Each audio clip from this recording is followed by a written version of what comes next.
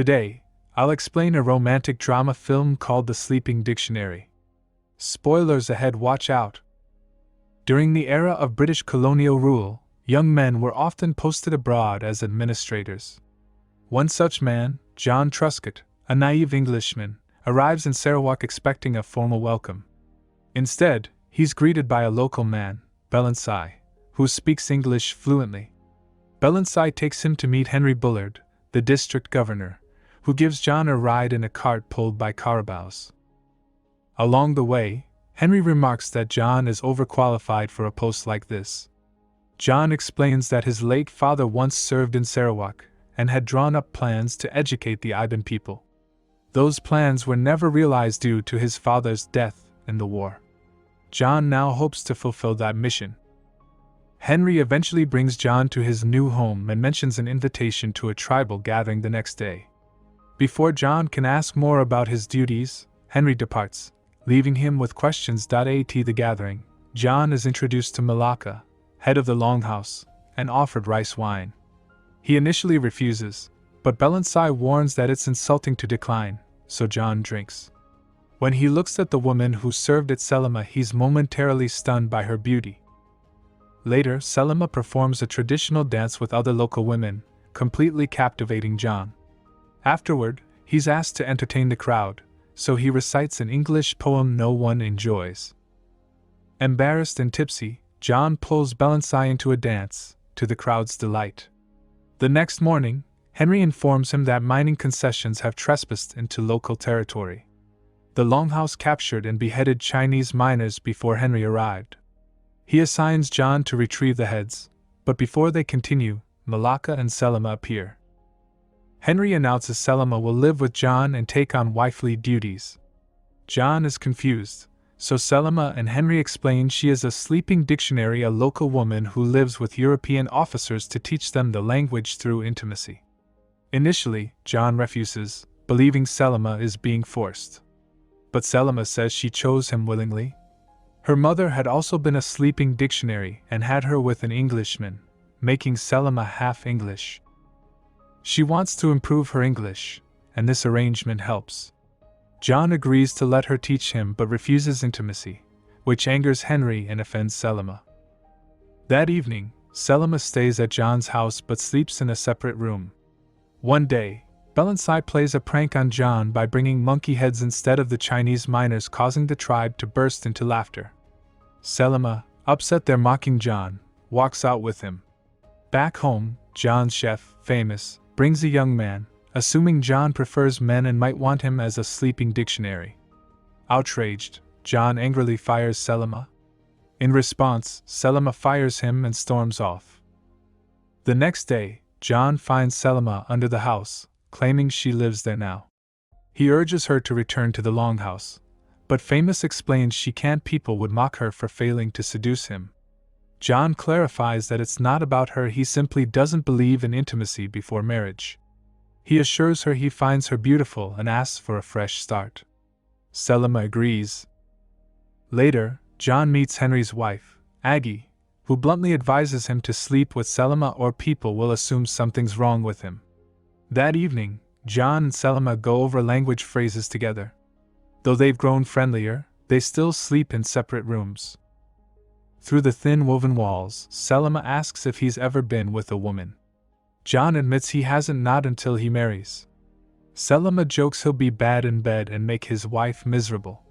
They touch fingers through a hole in the wall. John asks why she chose him. She replies it's because his dance didn't feel like an Englishman's. They linger in silence before drifting off to sleep.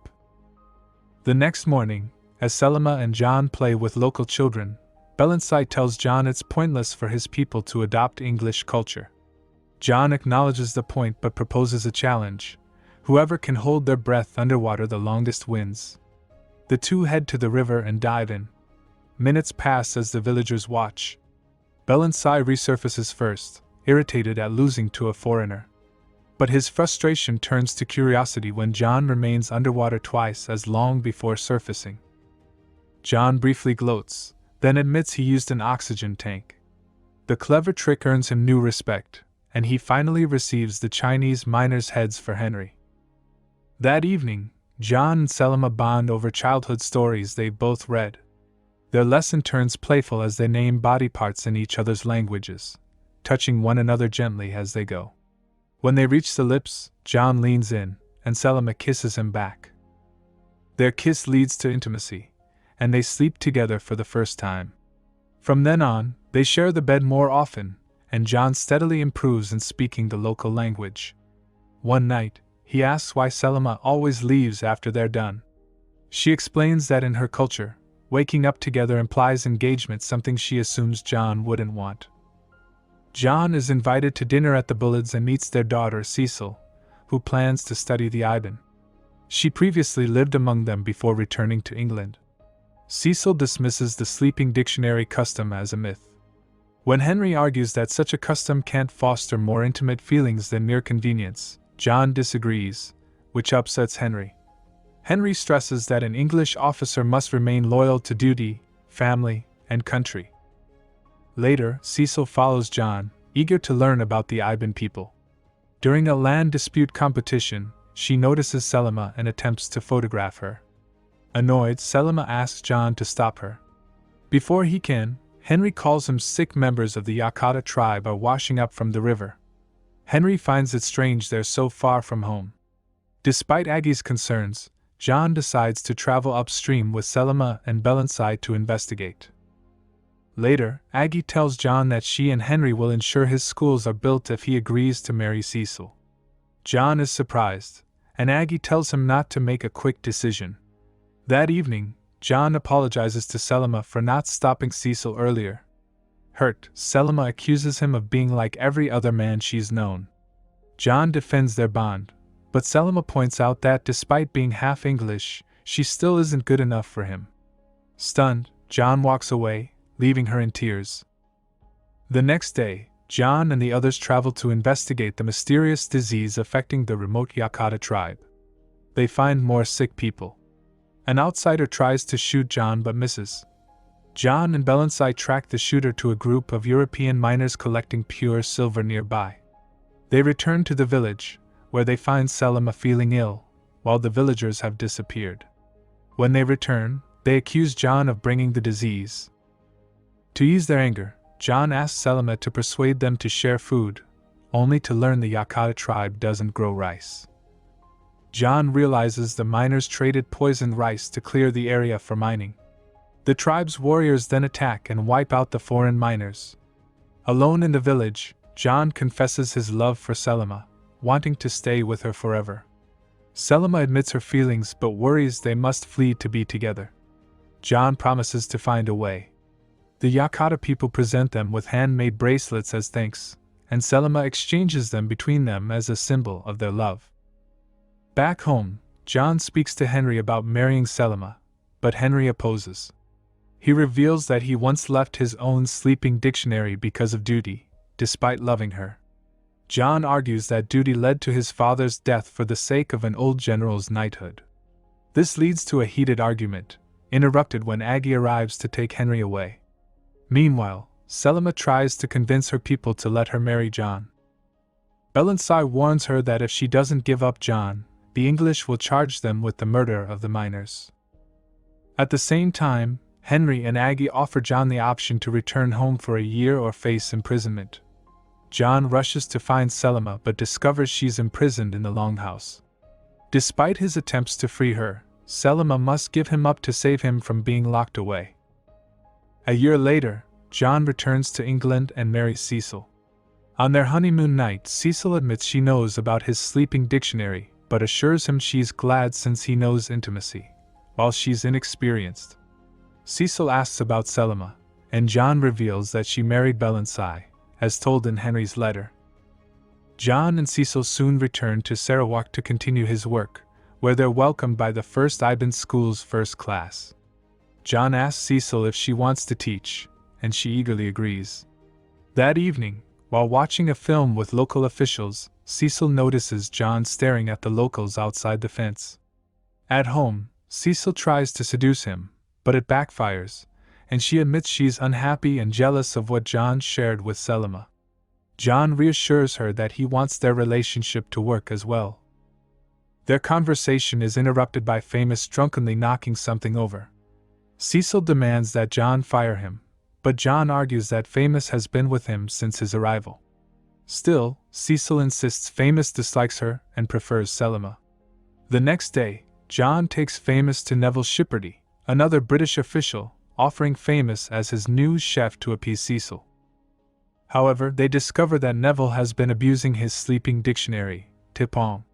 John confronts Neville, who mocks John's love for Selma and reveals he intended to marry Cecil if John hadn't taken her first. That evening, John overhears Aggie advising her daughter to stop trying to make her husband love her. Seeing Cecil heartbroken, John walks over and kisses her in front of Aggie. Later, as John and his team gather rocks to study by the river, he spots Selma and Bellensai with their son. Seeing the boy with blue eyes and blonde hair, John hurries home and confirms with Famous that the child, Mundar, is his.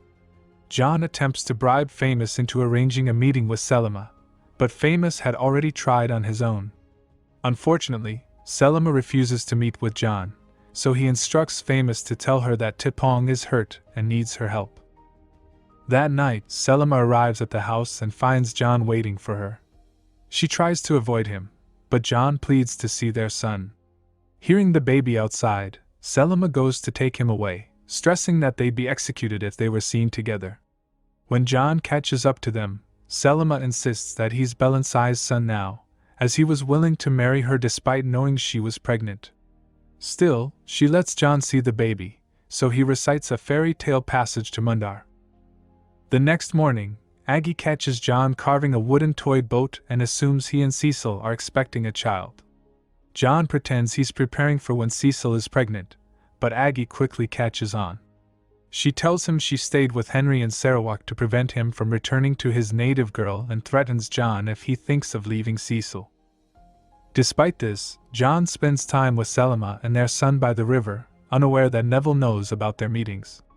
When Bellensai learns of John spending time with his wife, tribal customs force him to attack John. He wounds him but doesn't kill him. Because Bellensai attacked a colonial officer, English law demands his execution, and Henry blames John for the situation. Henry tells John he should have left Selma and Mundar alone, revealing that he is Selma's father. She doesn't know this, and Henry admits he allowed her to be John's sleeping dictionary because he thought John would treat her well. However, he insists it's better this way, as turning away from his duty to his wife wouldn't be fair. At Bellensai's trial, John tries to save him from the death penalty, but Bellensai confesses fully to the deed to maintain his dignity in front of his tribespeople. John only manages to delay the sentencing for another day. That night, Selma visits John to beg for her husband's life, unaware that Cecil is watching them. The following day, the trial resumes, and John is forced to sentence Bellensai to be hanged. Later, Selma sneaks into the officer's house to steal the keys to Bellensai's prison but finds the key missing. She rushes to his cell, discovering that John has already freed him. John hands Bellensai a gun and lets him escape into the forest. He urges Selma to run away with him and meet him at the docks. Selma doubts he would actually leave, but John declares he'd choose her over country, language, or history. They share a passionate kiss. The next morning, Henry reprimands John, knowing he freed Bellensai but lacking proof. Outside, Selma searches for refuge in the Englishman's barracks, as the Longhouse has turned against her. Aggie allows her and her son to go with Neville, who has agreed to take Selma as a sleeping dictionary. John is caught off guard when Cecil tells him she's pregnant, shattering his plans to run away with Selma and Mundar. That evening, Neville humiliates Selma, so she knocks him out with a clock, and Famous helps her escape. At home, Cecil finds John writing a goodbye letter to her. She quietly accepts this, already knowing his intentions. She recalls growing up without her parents because Aggie wouldn't let Henry out of her sight. Cecil admits she thought John loved her when he proposed, but always knew he loved someone else. She decides not to settle for being happy enough and hopes to find the kind of connection John has with Selma. Finally, she lets him go, telling him it's better this way. Selma and Famous arrive at the docks, but John isn't there yet. When he arrives, he only finds Famous, who says Selma went to the river. However, Henry finds her first as she prepares to leave. He tries to stop her, but guilt overwhelms him, and he hands her a gun for protection. Selma accepts, calling it her second present. She shows him the book of fairy tales in her bag, revealing that she always knew Henry was her father, as he gave her the book when she was young. They embrace and say tearful goodbyes before Henry helps her on her way. Later, Aggie is upset that both Henry and Cecil refuse to go after John and Selma, so she arranges for Neville to find them. Both John and Neville trek the dangerous mountain to reach Selma. Soon, John reunites with Selma, only to be interrupted by Neville, who had been waiting for him. Holding them at gunpoint, Neville orders them to handcuff themselves. Once shackled, he begins to touch Selma and threatens to kill them when he's done. Enraged, John frees himself and attacks Neville, but he's overpowered and beaten to the ground. Using Henry's gun, Selma shoots Neville in the arm, but the gun jams immediately after. Before Neville can do any more harm, Yakata warriors arrive and kill him, rescuing John, Selma, and the baby. The Yakata tribe eventually accepts the family as their own. Elderly women from the tribe sing songs in their language, and Selma translates that they're preparing to build a new village elsewhere. They invite John and Selma to join them, which he agrees to only if he's with his family. The two then stand and dance together in a paradise they've created.